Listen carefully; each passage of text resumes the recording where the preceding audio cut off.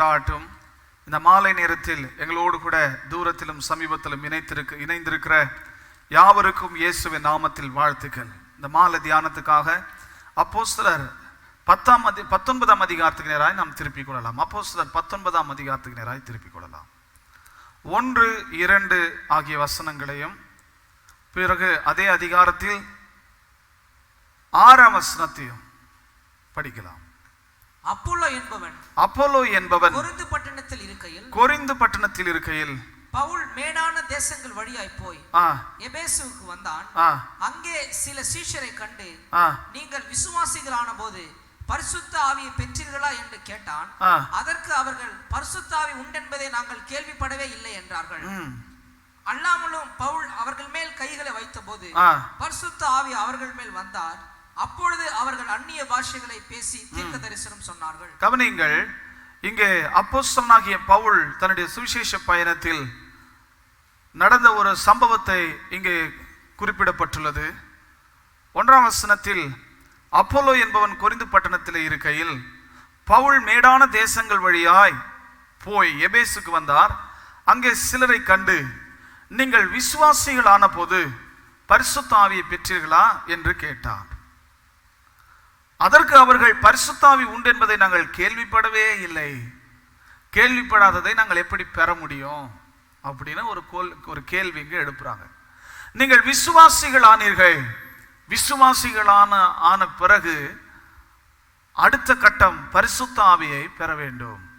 நீங்கள் இயேசு கிறிஸ்துவானவர் உங்களுடைய பதிலாளாக சிலுவையிலே மரித்தார், அவருடைய இரத்தத்தினால் தான் பாவ மன்னிப்பு என்று நீங்கள் அவரை விசுவாசித்து அவரை ஆண்டவராய் இரட்சகராய் ஏற்றுக்கொண்டீர்கள்.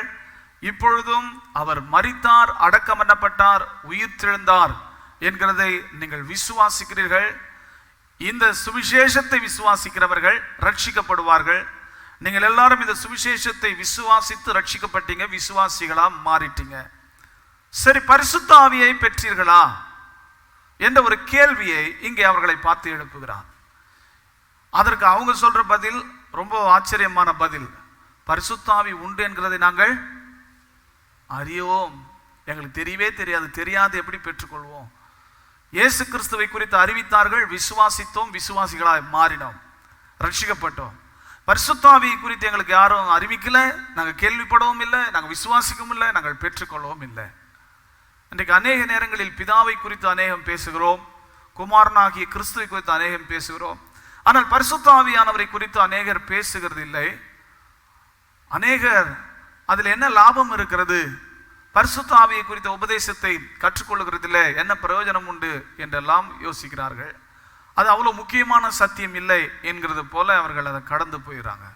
ஒன்று நான் ரொம்ப தெளிவாக சொல்கிறேன், தேவனை குறித்த சத்தியம் எவ்வளோ முக்கியமோ, பிதாவாகிய தேவனை குறித்த சத்தியம் எவ்வளோ முக்கியமோ, அவருடைய அவசியம் எவ்வளவோ அதே அளவுக்கு தேவகுமாரனாம் திரியேகத்தின் 2ஆம் நபராகிய இயேசு கிறிஸ்துவை குறித்த சத்தியங்களும் அவசியம், அவைகளையும் நாம் அறிந்து கொள்ள வேண்டும். அதே போல திரியேகத்தின் 3ஆம் நபராகிய பரிசுத்த ஆவியானவர், அவரை குறித்தும் நாம் அறிந்து கொள்ள வேண்டும், அவரை குறித்தும் அறிந்து கொள்ள நாம் வாஞ்சிக்க வேண்டும். அன்பேலன்ஸ்டா இருக்கிறோம், சத்தியத்தை அறிதல்ல கூட ஒருதலை பட்சமாக இருக்கிறோம். எனக்கு இயேசு கிறிஸ்துவை பற்றி தான் ரொம்ப பிடிக்கும், இன்னும் கூட சொல்ல போனால் அவர் சிலுவையில் என்ன செஞ்சு முடிச்சாருன்றது தான் ரொம்ப பிடிக்கும், அதுதான் அல்வா. அதனால அதிலேயே மூழ்கிறோம். பிதாவை குறித்தும் பரிசுத்தாவை குறித்தும் நம்ம அறிந்து கொள்ள முற்படுகிறது இல்லை அநேக நேரங்களில். ஆனால் அறிந்து கொள்ள வேண்டும், பரிசுத்த ஆவியானவர் திரியேகத்தின் 3ஆம் நபர், பிதாவாகிய தேவனை போல குமாரனாகிய கர்த்தரை போல அவரும் ஒரு நபர், அவரும் நம்முடைய வாழ்வுக்கு மிக அவசியமானவர். இன்னும் குறிப்பா சொல்ல போனா, நாம் வாழ்ந்து கொண்டிருக்கிற இந்த யுகம் இது பிதாவின் யுகமும் அல்ல, தேவகுமாரனாகிய கிறிஸ்துவின் யுகமும் அல்ல, பரிசுத்த ஆவியின் யுகத்திலே நாம் வாழ்ந்து கொண்டிருக்கிறோம். பரிசுத்த ஆவியானவர் தான் இப்போது நம்மோடு கூட இருக்கிறார். அப்ப பரிசுத்த ஆவியானவரை பற்றி நாம் அறிந்து கொள்கிறோமா, பரிசுத்த ஆவியானவரை குறித்து நாம் அறிந்து கொள்கிறோமா என்று கேட்டால், அதற்கு அடுத்து எழும்புற கேள்வி என்னன்னா, எப்படி பிரசங்கிக்கப்படாவிட்டால் எப்படி கேள்விப்பட முடியும்? நாங்கள் எப்படி அறிந்து கொள்ள முடியும்? பிரசங்கித்தா தானே, அல்லது வேதத்தில் படித்தா தானே. அப்போ பிரசங்கிமார்களும் நிறைய நேரத்தில் என்ன செய்கிறோன்னா, நாங்கள் செய்கிற ஒரு பிரச்சனை, பரிசுத்த ஆவியானவரை குறித்து நிறைய பேசுறது இல்லை. ஏன் அப்படின்னு கேட்டீங்கன்னா, திரியேகத்தின் முதலாம் நபராகிய பிதாவாகிய தேவனை குறித்து, கிறிஸ்துவாகிய தேவகுமாரனை குறித்து மக்கள் மத்தியில் இருக்கின்ற பார்வை பார்க்கிலும் பரிசுத்த ஆவியானவரை குறித்த பார்வை மிக வித்தியாசமானதாக இருக்கிறது. இன்னும் ஒரு சிலர் என்ன நினைக்கிறாங்கன்னா, பரிசுத்த ஆவியானவர் அவ்வளோ முக்கியம் கிடையாது, அவரை பெற்றுக்கொண்டாலும் பரவாயில்ல, பெற்றுக்கொண்டாலும் பரவாயில்ல, சிலுவையில் இயேசு என்ன செய்தாருன்றதை விசுவாசித்தா மட்டும் போதும், நான் பரலோகம் வந்துடுவேன் அப்படின்னு சொல்றாங்க. ஒன்று தெளிவாக சொல்றேன், குமாரனாகிய இயேசுவை கர்த்தர் என்று பரிசுத்த ஆவி இல்லாமல் ஒருவனும் சொல்ல முடியாது. சுவிசேஷம் பிரசங்கிக்கப்படுகிறது, பரிசுத்த ஆவியானவர் கேட்கிறவனுடைய இருதயத்துக்குள்ளே பிரசங்கிக்கிற வார்த்தைகளை பயன்படுத்தி அவனை உணர்த்துவித்து அவனுடைய மனதிற்குள்ளே ஒரு பெரிய வெளிப்பாட்டை கொடுத்து, இவர்தான் இரட்சகர், இவர்தான் உன் வாழ்வுக்கு வழி, இவரை பிடித்துக்கொள் என்ற அந்த உணர்வை கொடுக்கும் போதுதான் அவன் இயேசுவையே ஆண்டவர் என்று சொல்லுகிறான். அதனால தான் எந்த மனுஷருக்கு எந்த தூஷணமும் மன்னிக்கப்படும், ஆனால் பரிசுத்த ஆவிக்கு விரோதமாய் பேசுகிற தூஷணம் இம்மையிலும் மறுமையிலும் மன்னிக்கப்படாது. ஏன்னா மன்னிக்கிறவர் கிறிஸ்து, மன்னிக்கிற கிறிஸ்துவண்டை நம்மை நடத்துகிறவர் ஆவியானவர். ஆவியானவருக்கு விரோதமாக பேசிட்டா நம்மை நடத்த யார்? ஆகவே பரிசுத்த ஆவியானவர் கிறிஸ்தவ வாழ்க்கையில் மிக மிக அவசியமானவர். பிதாவாகிய தேவன் எந்த அளவுக்கு நம்மை நேசித்தார், நம்மில் அன்பு கூர்ந்தார் என்று நாம் அறிந்துணர்ந்து அதிலே அன்பிலே மூழ்கி திளைத்து தேவ அன்புக்காய் நீங்கள் ஸ்தோத்தரித்து நன்றி சொல்லி மகிமைப்படுத்தி இருக்கிறது ரொம்ப சந்தோஷம். அதே நேரத்தில் குமாரனாகிய கிறிஸ்து மரண பரியந்தம் தம்மை கீழ்ப்படிந்தவராகி அவை சிலுவை பரியந்தம் எப்படி தாழ்த்தி நமக்காக ரட்சணை செய்தார் என்கிறதற்காக நாம் ஸ்தோத்தரிக்கிறோம், அதை நினைக்கிறோம், அதற்காக ரொம்ப சந்தோஷம். ஆனால் இன்றைக்கு நம்மை பிதாவுக்குள்ளும் கிறிஸ்துவுக்குள்ளும் கிறிஸ்து எவைகளை ஏற்படுத்தினார் என்பவைகளுக்குள்ளும் சத்தியத்துக்குள்ளும் நம்மை நடத்துகிறவர் பரிசுத்த ஆவியானவரே. ஆமென். பரிசுத்த ஆவியானவர் இல்லை அப்படின்னா நாம் நிச்சயமாக கிறிஸ்தவ வாழ்க்கையை தேவனுக்காய் கிறிஸ்துவை பின்பற்றி வெற்றிகரமாய் வாழ முடியாது. பரிசுத்த ஆவியானவர்னாவே ஒரு சிலர் நினைக்கிறாங்க அவர் பெந்தகோஸ்தே சபையினருக்கு தான் அப்படின்னு. இன்னும் பரிசுத்த ஆவியானவரை குறித்து பேசுகிற ஒரு சில பிரசங்கிமார்களை ஒரு சிலர் என்ன சொல்றாங்க, அவர் மத பிரசங்கியார். நாங்க மத பிரசங்கியார் கிடையாது, நாங்க மாற்றத்தை கொண்டு வருகிற பிரசங்கியார். ஆவியானவரை பிரசங்கிக்கிறவர்கள் தான் மாற்றத்தை ஏற்படுத்துகிற பிரசங்கியார்கள். மாற்றம் எப்படி வரும்? பரிசுத்த ஆவியானவரால் தான் வரும். அதனால பரிசுத்த ஆவினா அவர் ஏதோ ஒரு பெந்தகோஸ்தே மக்களுக்கு மட்டும் சொந்தக்காரர், அவங்க மட்டும் தான் பெற்றுக்குவாங்க. இப்போ அதுலேயும் ப்ராட்டஸ்டன்ஸ் கிறிஸ்தவங்களையும் என்ன செய்கிறாங்க, பாரம்பரிய சபையில் இருக்கிறாங்க, சுயாதீன சபைகள், பெந்தகோஸ்தே சபையெல்லாம் இருக்கிறாங்க. இதில் பாரம்பரிய சபையில் நிறைய பேர் பரிசுத்த ஆவினா என்னன்னு தெரியாது. அவங்க கிட்ட போயிட்டு நீங்கள் விசுவாசிகளான போது பரிசுத்த ஆவி பெற்றீர்களா அப்படின்னு கேட்டால் அவங்க சொல்கிற பதில் இதுதான், நாங்கள் அவரை குறித்து கேள்விப்படவே இல்லையே அப்படின்னு. எங்களுக்கு தெரியாதியா? ஒரு பக்கம் பாரம்பரிய கிறிஸ்தவர்கள் பரிசுத்த ஆவியை பெறவும் இல்லை, அதை பற்றி அவசியமும் அவங்களுக்கு தெரியல. எல்லாரையும் சொல்ல முடியாது, ஒரு சிலர் பெற்றிருக்கிறாங்க. ஒரு சிலர் அது பிரசங்கிக்கிறதும் இல்லை, கேள்விப்படவும் இல்லை, பெற்றுக்கொள்ளவும் இல்லை. அதே போல இங்க பார்த்தீங்கன்னா பரிசுத்த ஆவியை பெற்றது போல ஒரு பாவனை, அது போல ஒரு சத்தம், அது போல ஒரு முகபாவனை, அது போல ஒரு தோற்றம், அது போல ஒரு வார்த்தை ஜாலம். பரிசுத்த ஆவின்னாவே இவங்களுக்குள்ளதான் அப்படியே குடிக்கொண்டிருக்கிற மாதிரி. ஆனா பரிசுத்த ஆவியை பெறல. பரிசுத்த ஆவியை நீங்கள் பெற்றீர்களா என்று பவுல் அப்போஸ்தலன் விசுவாசிகளை பார்த்து கேட்கிறார். விசுவாசிகளை பார்த்து கேட்கிறார், பரிசுத்த ஆவியை பெற்றீர்களா? நான் ரட்சிக்கப்பட்ட போதே பரிசுத்த ஆவியானவர் எனக்குள்ளே வந்துவிட்டார் என்று நீங்கள் நினைக்கிறீர்கள், சந்தோஷம். பரிசுத்த ஆவியானவர் ரட்சிப்பின் பணியை உங்களுக்குள்ளே நிறைவேற்றினது உண்மை. சத்தியத்தை பிரசங்கிக்கும் போது ஆம், இவர் சொல்றது சரி, இதுதான் நிஜம், இதை பின்பற்றி போ அப்படின்ற அந்த மன தெளிவை நமக்கு கொடுத்தது யார்தான்? பரிசுத்த ஆவியானவர் தான். ஆனால் அவர் நமக்குள்ளேயே தங்கிவிட்ட அனுபவம் நமக்கு உண்டா? அவர் உணர்த்துதலை கொடுத்தார், நன்றி. பரிசுத்த ஆவியானவர் உங்களுக்குள்ளேயே தங்கிட்டாரா? தீவிரமாய் நான் இயேசுவை விசுவாசிக்கிறேன் என்கிறது வேறு, அது ஒரு அனுபவம். ரட்சிப்பின் அனுபவத்துக்குள்ள போறீங்க. நான் பரிசுத்த ஆவியானவரை பெற்றுக்கொண்டேன். 3.5 வருஷங்கள் அப்போஸ்தலர்கள் பரிசுத்த ஆவியை பெறாமலேயே இயேசுவை வைராக்கியமாய் பின்பற்றினார்கள். பெந்தகோஸ்தே நாளில் தான் என்ன பண்றாங்க? பரிசுத்த ஆவியை பெறுறாங்க. எருசலேமில் காத்திருப்பீங்கன்னு இயேசு சொல்றார். அப்ப இன்றைக்கு நமக்கு இந்த அனுபவம் உண்டா? பரிசுத்த ஆவியை நாம் பெற்றிருக்கிறோமா? பரிசுத்த ஆவியானவர் நமக்குள்ளே வந்து வாசம் செய்கிறாரா? அப்படி இல்லைன்னா நம்ம சும்மா என்ன சொல்றது, பரிசுத்த ஆவியை பெறாமையே பெற்றதை போல நாமளே நினைச்சுக்கிறோமா? எல்லாரும் என்னோடு சேர்ந்து யோவான் எழுதின சுவிசேஷம்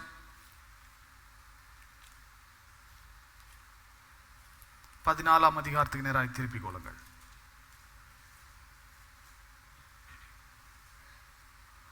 14ஆம் வசனத்திலிருந்து படிக்கலாம். என் நாமத்தினாலே நீங்கள் எதை கேட்டாலும் அதை நான் செய்வேன்.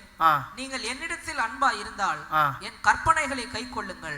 நான் பிதாவை வேண்டிக் கொள்வேன், அப்பொழுது என்றென்றைக்கும் உங்களுடனே கூட இருக்கும்படிக்கு சத்திய ஆவியாகிய வேறொரு தேற்றரவாளனை அவர் உங்களுக்கு தந்தருளுவார். இப்ப ஒரு கேள்வி நமக்குள்ளே உண்டாகுது. நான் பிதாவை வேண்டிக் கொள்வேன், அப்போது என்றென்றைக்கும் உங்களுடனே கூட இருக்கும்படிக்கு சத்திய ஆவியாகிய வேறொரு தேற்றரவாளனை அவர் உங்களுக்கு தருவார்னு இயேசு சொல்றார் இல்லைங்களா? அப்போ இங்க பரிசுத்த ஆவியினாலதான் இயேசு மரியாள் வயிற்றில் உருவாகிறாரு. அதுபோல ஞானசானம் பெற்ற பிறகு பரிசுத்த ஆவியினால் இயேசு கிறிஸ்து நிரப்பப்படுகிறார். அதுபோல வனாந்தரத்திற்கு அவர் பரிசுத்த ஆவியினாலே நடத்தப்பட்டார். பரிசுத்த ஆவியினாலே அவர் நிறைந்தவராகி நன்மை செய்கிறவராய் சுற்றி திரிந்தார். பரிசுத்த ஆவியின் அனுபவம் இயேசு கிறிஸ்துவுக்கு பிறப்பிலிருந்து இறப்பு வரைக்கும் இருக்கிறது. அப்படி இருக்கும்போது பரிசுத்த ஆவியானவர் வருவார் என்று சொல்லுகிறாரே, ஆதியிலே ஜலத்தின் மேல் அசைவாடி கொண்டிருந்தாரு, அதற்கு பிறகு அவ்வப்போது பரிசுத்தவான்கள் மேல் இறங்கி வந்தாரு பழைய ஏற்பாட்டில், அவர் பூமியில இல்லையா அப்படின்னு கேட்டீங்கன்னா, இயேசு கிறிஸ்து இங்க எதை குறித்து சொல்றாருன்னா, பரிசுத்த ஆவியானவருடைய யுகம் துவங்க போகிறது என்கிறதை குறித்து சொல்லுகிறார். பரிசுத்த ஆவியானவர் என்னோடு கூட இருந்து என் கூட கோ-ஒர்க்கராக இருந்தார். இதுக்கு மேலே அவர் தான் மேனேஜர், அவர் தான் மெயின்.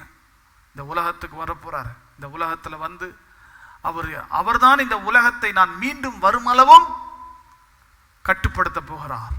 இந்த உலகத்தை அவர் தான் ஆளப் போகிறார். பரிசுத்த ஆவியானவர் தான் எல்லாரையும் இயக்க போகிறார். நான் அவரை அனுப்புவேன். அவர் யார்? தேற்றரவாளன். தேற்றரவாளன், பரிசுத்த ஆவியாகிய தேற்றரவாளன். அவர் உங்களுடனே இருக்கும்படிக்கு.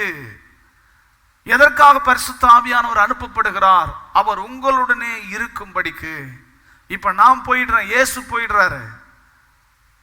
அவர் உங்களுடனே இருக்கும்படிக்கு அவர் உங்களுக்கு பிதா தந்தருளுவார். 17ஆம் வசனம். உலகம் அந்த சத்திய ஆவியானவரை காணாமலும் அறியாமலும் இருக்கிறபடியால், உலகம் அந்த சத்திய ஆவியானவரை காணாமலும் அறியாமலும் இருக்கிறபடியால் அவரை பெற்றுக்கொள்ள மாட்டாது. கவனிங்க, உலகம்னு சொல்லும்போது உலகத்தில் இருக்கிற புறஜாதி மக்கள். புறஜாதி மக்கள்னா ஆண்டவராகிய இயேசு கிறிஸ்துவை ஏற்றுக்கொள்ளாத மக்கள். அவங்க பரிசுத்த ஆவியானவரை பெற்றுக்கொள்ளல அப்படின்னா அவங்களுக்கு அவரை பத்தி ஒன்றும் தெரியாது. அதனால அவங்க என்ன பண்ணல? பெற்றுக்கல. ஆனா அப்போஸ்தலனாகிய பவுல் சொல்கிறார் இல்லையா, 19ஆம் அதிகாரம் 2ஆம் வசனத்துல, அப்போஸ்தலன்ல உலகம் அவரை அறியாததினால் பெற்றுக்கொள்ளல. ஆனா இங்க விசுவாசிகளே பெற்றுக்கொள்ளல. என்னன்னு கேட்டீங்கன்னா, எப்படி ஒரு புறஜாதியானுக்கு பரிசுத்த ஆவியை பற்றி போதிக்கப்படலையோ அதுபோல விசுவாசிகளுக்கும் பரிசுத்த ஆவியை பற்றி போதிக்கப்படல. விசுவாசத்தினால் எப்படி நாம் பிழைக்கலாம், வாழலாம், வளம் பெறலாம், ஜெயிக்கலாம், இவையெல்லாம் போதிக்கப்படுகிறது. அதனால அவங்க பொருளாதார ரீதியில உலக ரீதியில சம்பத்தா இருக்கிறாங்க. ஆனா அவங்க பர்சனல் லைஃப்னு போகும்போது சுவாப மாற்றங்கள், அவங்க வாழ்க்கையில தரமான மாற்றங்கள், இவையெல்லாம் இன்னும் ஏன் உண்டாகலை? ஏன் இன்னும் அவங்களாலே ஒரு சில பாவங்களிலிருந்து விடுபட முடியல, வெளியே வர முடியல? வெளியே பரிசுத்தவான்களை போல ஜாலம் பண்ணினாலும் ரகசியமா ஏன் பாவங்களை இன்னும் ரகசியமாய் அவைகளை பின்தொடர்ந்து கொண்டிருக்கிறார்கள் என்ற கேள்விலாம் எழும்புச்சு. அப்படின்னா அதுக்கு ஒரே பதில் என்னன்னா, பரிசுத்த ஆவியை அவங்க பெறல. அவங்க நல்ல விசுவாசி, தீவிரமா விசுவாசிக்கிறாங்க. ஆனா அதற்கு அடுத்த நிலைக்கு போல, பரிசுத்த ஆவியை பெற்றுக்கொண்ட நிலைக்கு போல. எப்போ பரிசுத்த ஆவியை நாம் பெற்றுக்கொள்ளலாம்? வேதம் சொல்லுகிறது, பொல்லாதவர்களாகிய நீங்களே உங்கள் பிள்ளைகளுக்கு நல்ல ஈவை கொடுக்க அறிந்திருக்கும் போது தம்மிடத்தில் வேண்டிக் கொள்கிறவர்களுக்கு அவர் பரிசுத்த ஆவியை அருளுவது நிச்சயம் அல்லவா? அப்ப அவர் பரிசுத்த ஆவியை அருளுவது நிச்சயம். கர்த்தர் பரிசுத்த ஆவியை கொடுக்கிறார். யாருக்கு கொடுக்கிறார்? தாகம் உள்ளவன் மேல் தண்ணீரை ஊற்றுகிறார். வாஞ்சையோடு கேட்கிறவனுக்கு பரிசுத்த ஆவி ஊற்றப்படுகிறது. பரிசுத்த ஆவியை பெற்றுக் கொள்கிறான். விலையும் இல்லாமல் பணமும் இல்லாமல் இலவசமாய் தாகமாய் இருக்கிறவர்களே வாருங்கள் என்று அழைக்கப்படுகிறார்கள். உள்ளத்துக்குள்ளே ஒரு ஏக்கம், ஒரு தாகம், பரிசுத்த ஆவிக்கான தாகம். இன்னைக்கு வாழ்க்கையில சாதிக்கணும், அதை செய்யணும், இதை செய்யணும் அப்படின்ற தாகம் எல்லாருக்குள்ளே இருக்கிறது. இந்த தாகம் நல்ல தாகம் தான். ஆனால் இதை பார்க்கலும் ஒரு கிறிஸ்தவனுக்கு இருக்க வேண்டிய மிக அவசியமான தேவை என்ன தெரியுங்களா? பரிசுத்த ஆவிக்கான தாகம். பரிசுத்த ஆவியானவரே எங்களிடத்தில் வாரும், எங்கள் மேல் தங்கியிரும். விசுவாசிகளாயிருந்தால் மாத்திரம் போதாது, பரிசுத்த ஆவியை நாம் என்ன செஞ்சிருக்கணும்? பெற்றுக்கொண்டிருக்கணும். 6ஆம் வசனத்தில் 19:6 படிக்கிறோம். அல்லாமலும் பவுல் அவர்கள் மேல் கைகளை வைத்த போது பரிசுத்த ஆவி அவர்கள் மேல் வந்தார்.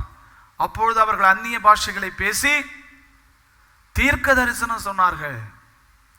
அவர்கள் பரிசுத்த ஆவியானவர் வரும்போது என்ன செஞ்சாங்களா? அந்நிய பாஷைகளை பேசினார்களா? அந்நிய பாஷை என்கிறது பரிசுத்த ஆவியானவர் வருகிறார் என்கிறதற்கான அடையாளம் அல்ல. பரிசுத்த ஆவியானவர் அருளுகிற வரம். கவனியுங்கள், அநேக நேரங்களில் இந்த அந்நிய பாஷை வரம் கூட இன்னைக்கு என்ன பண்றதுல நிறைய பேரால ஏத்துக்க முடியல. நிறைய புரட்சிகரமா பேசுறோம், அறிவுபூர்வமா பேசுறோம் அப்படின்ற ஒரு சில அதிமேதாவிகளுக்கு ஆண்டவர் சொல்கிற அந்நிய பாஷை அவசியம் இல்லாதது போல தோன்றுகிறது. அந்நிய பாஷை பேசுகிறவன் தனக்கே பக்தி விருத்தி ஏதுவாக பேசுகிறான் என்று வேதத்திலே எழுதப்பட்டிருக்கிறது. அப்படின்னு சொன்னா இன்னைக்கு நாம் அந்நிய பாஷை பேசுகிறோமா? அந்நிய பாஷை பேச ஆவியானவர் ஒரு மனிதன் மேல நிழலாடும் போது, அந்த வரத்தை கொடுக்கும் போது அந்நிய பாஷை ஒரு சில வார்த்தைகளாய் தான் இருக்கும். ஒரு சில வார்த்தைகளே திரும்ப திரும்ப சொல்லுவாங்க. நமக்கு ஒரே டவுட் ஆயிரும், இவங்க என்ன ஒரு சில வார்த்தையை திரும்ப திரும்ப சொல்றாங்க அப்படின்னு. ஒரு குழந்தை, பிறந்த குழந்தை, அந்த குழந்தை 1 வயசு ஆகும்போது எழுந்து பட்டிமன்றத்தில் பேசுற மாதிரி பேசுமா? இல்ல பிரசங்கியார் பேசுற மாதிரி பேசுமா? பேசாது. அதுக்கு ஒரு சில வார்த்தை தான் அப்பா இதுதான் தெரியும், அதுவே ஒழுங்கா வராது. அது 4 வார்த்தை தான் திரும்ப திரும்ப சொல்லிட்டு இருக்கோம். அது ரொம்ப குழந்தைத்தனமான நிலை அந்நிய பாஷையை பெற்றுக்கொள்றதுல. ஆனா ஒரு சில வார்த்தைகளை அவர்கள் புதிதாய் அந்நிய பாஷையின் வரத்தை பெறும்போது, அவர்கள் புதிதாய் அந்த வரத்தை பெற்றுக்கொள்ளும் போது ஒரு சில வார்த்தைகளே திரும்ப திரும்ப பேசுறதுனால அவர்களை பார்க்கிறவர்கள் என்ன பண்றாங்க? நீ பொய் சொல்றன்னு கிண்டல் பண்ணி கேலி பண்ணி குரலை நெரிச்சிடுறாங்க. இதுக்கு மேல பேசாத அளவுக்கு அவனை பைத்தியமாக்கி விட்டுறாங்க. பேச ஆரம்பிக்கும் போது இல்லைன்னா நமக்குள்ளே ஒரு சந்தேகம், இது என்ன, அது நம்மளே ஒரு சில வார்த்தையிலே திரும்ப திரும்ப சொல்லிட்டு இருக்கிறோம். 90 வயசு அளவுக்கு நீங்க வளர்ந்துருக்கலாம், ஆனா பரிசுத்த ஆவியை பெற்றுக்கொண்டு அந்நிய பாஷை பேசுறது இதுதான் ஃபர்ஸ்ட். அதனால இப்ப வார்த்தைகள் தான் வரும், வார்த்தைகள் தான் வாக்கியங்களா மாறும், வாக்கியங்கள் தான் ஒரு பாஷையா மாறும். கவனிங்க, பரிசுத்த ஆவியை பெற்றுக்கொள்கிறது ஒரு சில வார்த்தைகளே திரும்ப திரும்ப சொல்லுகிறதுங்கிறது ஒரு நிலை. 10 வருஷமாயி ஒரு சில வார்த்தைகளே திரும்ப திரும்ப சொல்றான்னா அவன் ஏமாத்துறான்னு அர்த்தம். பரிசுத்த ஆவியை பெற்றுக்கொண்டுமே ஏதோ கோளாறுன்னு அர்த்தம். அந்நிய பாஷையை பேசுறேன்னு சொல்லி ஒரு சில வார்த்தைகளையே அந்த 8-9 வார்த்தையை திரும்ப திரும்ப திரும்ப திரும்ப சொல்றாங்க அப்படின்னா அது ஏமாற்று வேலை. ஏனென்று சொன்னால் பரிசுத்த ஆவியை பெற்றுக்கொள்ளும் போது எல்லாருமே ஒரு சில வார்த்தைகளை தான் ஆரம்பத்திலே பேசுறாங்க. ஆனா அது கொஞ்ச நாள் போக அந்த வரத்தை உங்களுக்குள்ள இன்னும் நீங்க அதை செயல்படுத்த வாக்கியங்கள் வரும். வாக்கியங்கள் வந்த பிறகு கொஞ்ச நாள் கழிச்சு ஒரு பாஷையாவே பேசுவாங்க. ஒரு சிலர் அந்நிய பாஷை பேசும்போது பார்த்தீங்கன்னா அது ஏதோ ஒரு புதுவிதமான பாஷையை பேசுற மாதிரி இருக்கும். என்ன இவங்க ஏதோ புதுவிதமான பாஷையை பேசுற மாதிரி இருக்கு, என்ன பேசுறாங்கன்னு புரியலையே. அதனால ஆவியானவர் இன்றைக்கு சொல்றாரு, பரிசுத்த ஆவியை பெற்றுக்கொண்டவர்கள் அந்நிய பாஷை பேசணும். அநேகர் என்ன சொல்றாங்கன்னா மற்றவங்க எதிர பேசக்கூடாது. எந்த கான்டெக்ட்ல அதை சொல்லப்பட்டிருக்குன்னா, புறஜாதி மக்கள் நிற்கிற இடத்துல அந்நிய பாஷை பேசக்கூடாது. ரட்சிக்கப்பட்ட மக்கள் இருக்கிற சபையில பேசலாம். ரட்சிக்கப்பட்ட சபை ஒரு சில நேரங்கள் எனக்கு தெரியும், அநேகர் அந்நிய பாஷை அவங்களும் பேசுறதில்ல, பேசுறவங்களையும் விடுறதில்ல, கிண்டல் பண்றாங்க, கேலி செய்யறாங்க. அது என்ன பாஷை? லூஸ்தனமான பாஷை, பைத்தியக்காரத்தனமான பாஷை, குருவிக்கார பாஷை அப்படின்னு. அப்படிலாம் கிடையாது. அப்படிலாம் சொன்னீங்கன்னா நீங்க பக்தி விருத்தி அடையவே முடியாது. அதனால பரிசுத்த ஆவியை பெற்றுக்கொண்டவர்கள் அந்நிய பாஷையின் வரத்தை பெறுகிறார்கள். பிறகு என்ன சொல்றாங்களா? அவங்க தீர்க்க தரிசனங்களை சொல்லுகிறார்களாம். தீர்க்க தரிசனம் மாறிறாங்கன்னு சொல்ல தீர்க்க தரிசனம் சொல்லுவார்கள். இன்னைக்கு எந்த விசுவாசி தீர்க்க தரிசனம் சொல்லுது? ஊர்கதையும் புறணி தான் பேசின்னு சுத்துது. ஏன் அப்படின்னு கேட்டீங்கன்னா உங்களுக்கு பரிசுத்த ஆவியை பெற்றுட்டோன்னு சொல்றாங்க, ஆனா தீர்க்க தரிசனம் வரலையே. ஒரு சபையில 100 பேர் இருக்கிறாங்கன்னா எத்தனை பேர் தீர்க்க தரிசனம் சொல்றாங்க? பரிசுத்த ஆவியை பெற்றுட்டோன்னு சொல்றாங்க, ஆனா தீர்க்க தரிசனமே சொல்ல மாட்டேன்றாங்களே. அப்படின்னு தீர்க்க தரிசனம் சொல்றேன்னு சொல்லிட்டு ஒரு சிலது புழுவுது, பொய் சொல்லுது. ஆண்டவர் அங்க வந்து நின்னாரு வெள்ளையா, பின்ன ஆண்டவர் கருப்பாவா இருப்பாரு, கை நீட்டி கூப்பிட்டாரு, ஜன்னல்ல வந்து பார்த்தாரு அப்படின்னு. அப்படி இருந்தா சந்தோஷம், இல்லாதது பொல்லாதெல்லாம் சொல்றாங்க. யோசித்து பாருங்க. பரிசுத்த ஆவியை நாம் பெற்றுக்கொள்ள வேண்டும். உலகத்தார் பெறலன்னா பரவாயில்ல, அவங்க அதை பத்தி கேள்விப்படல. ஆனால் நாம் விசுவாசிகளா மாறிட்டோமே, பரிசுத்த ஆவியை பெறணும். அந்நிய பாஷை பேசணும். அந்நிய பாஷை பேசுறதுனா என் நன்மை, பக்தி விருத்தி உண்டாகும். நீங்க உள்ள ரொம்ப ஸ்ட்ராங் ஆயிருவீங்க. மட்டுமல்ல, தீர்க்க தரிசனங்களை சொல்லுவீங்க.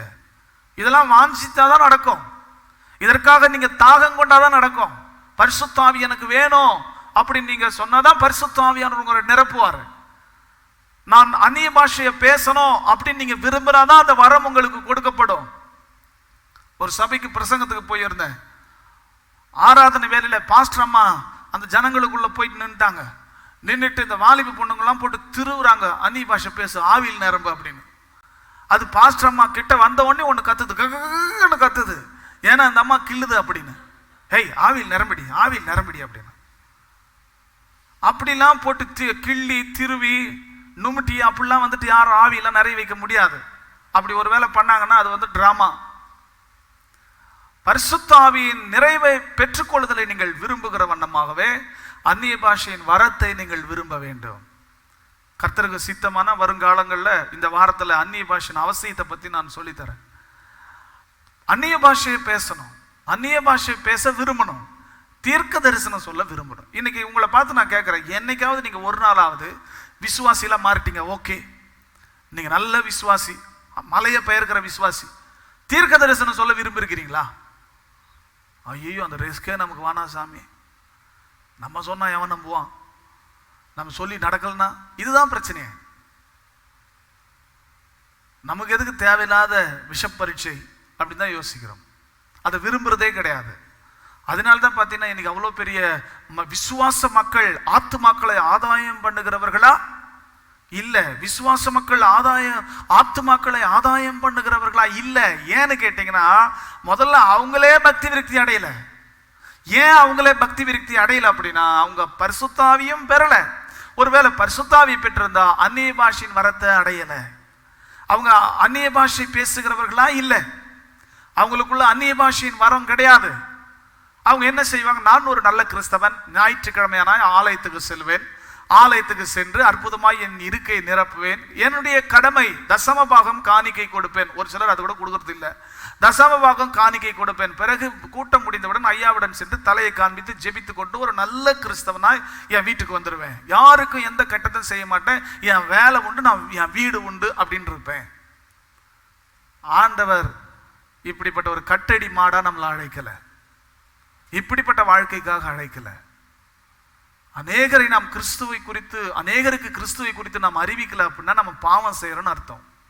மறுபடியும் சொல்றேன், அநேகருக்கு நாம் கிறிஸ்துவை குறித்து அறிவிக்கலைன்னா நம்ம பாவம் செய்யறோம்னு அர்த்தம்.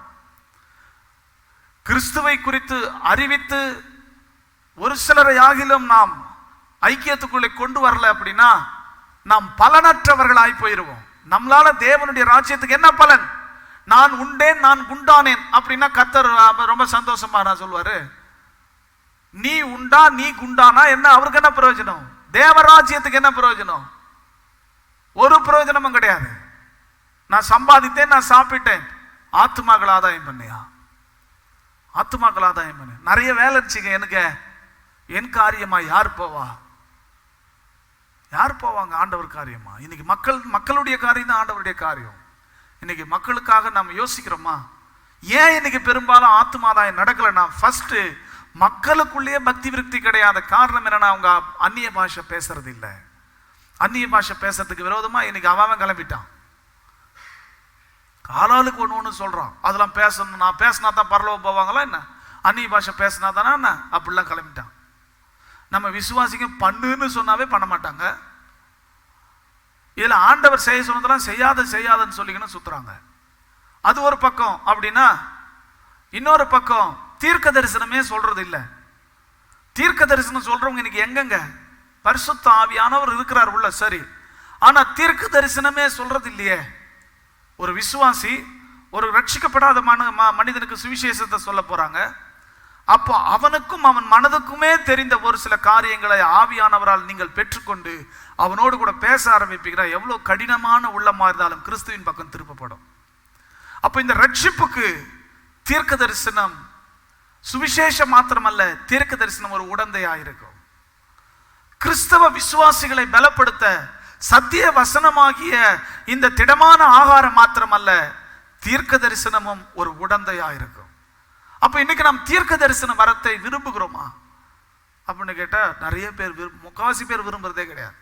இன்னைக்கு ஒரு தீர்மானம் பண்ணுங்க, பரிசுத்த விசுவாசிகளானோம், பரிசுத்தாவியை பெற்றோம், பாஷைகளை பேசுகிறோமா?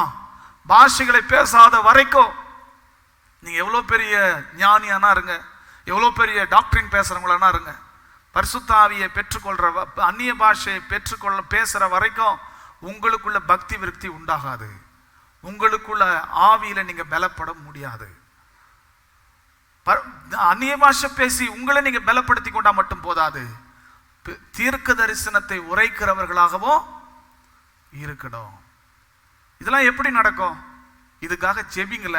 நான் சொல்றேன், இதுக்காக நீங்க ஜெபிக்க ஆரம்பிச்சிங்க அப்படின்னா, இதுக்காக முதல்ல நீங்க தாகம் கொள்ள ஆரம்பிச்சிங்கனாவே மற்றதெல்லாம் தேவன் பார்த்துக்குவார்.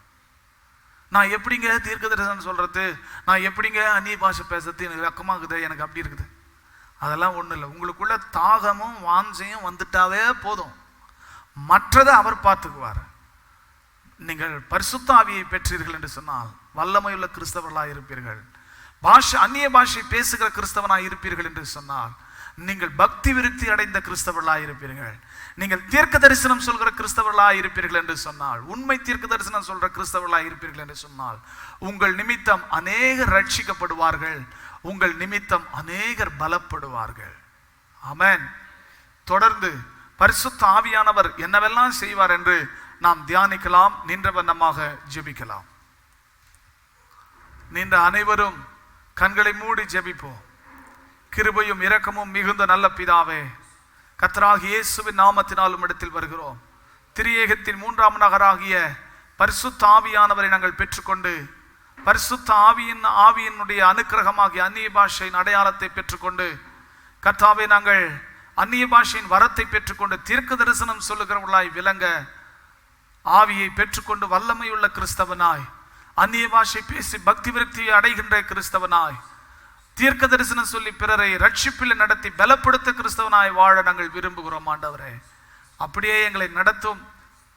வருகின்ற காலங்களில் பரிசுத்த ஆவியானவருடைய ஊழியத்தையும் அவருடைய செயல்பாடுகளையும் நாங்கள் தியானிக்க எங்களுக்கு உதவி செய்யும். இயேசு கிறிஸ்துவின் மாறாத நாமத்தில் பிதாவே, ஆமென். யாவரும் சேர்ந்து சொல்வோம், என் ஆத்துமாவே கர்த்தரை ஸ்தோத்திரி, என் முழு உள்ளமே பரிசுத்த நாமத்தை ஸ்தோத்திரி, என் ஆத்துமாவே கர்த்தரை ஸ்தோத்திரி, கர்த்தர் செய்த சகல உபகாரங்களையும் மறவாதே. ஆமென்.